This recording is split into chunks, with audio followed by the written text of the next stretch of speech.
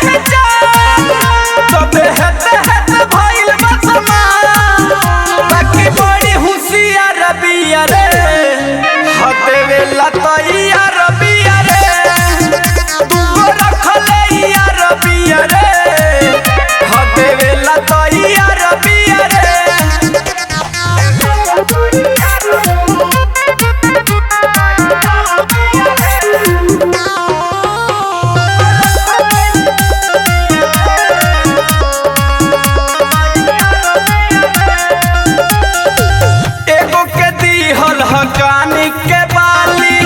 एगो के दीहल हवो ठीक के लाली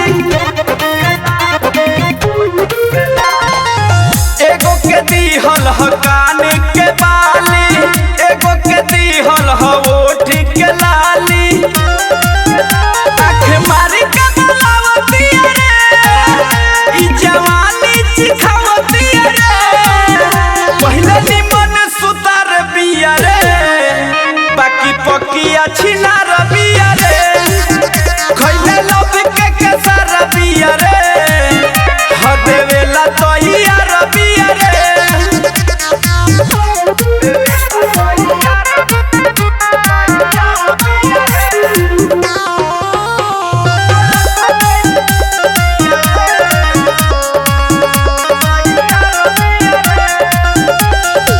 भुवर से मिले ले रोजो अकेला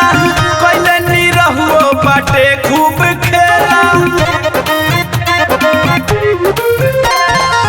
भुवर से मिले ले रोजो अकेला कोइले नी रहुओ बाटे खूब खेला ई दुधार तलवार बिया रे कोइले कोए गो बाजार बिया रे ई तो मिठू के शिकार बिया रे हदेवेला तोइया रबिया रे दूगो रखले या रबिया रे हदेवेला तोइया रबिया रे। रिया रिकॉर्डिंग स्टूडियो नरकटियागंज।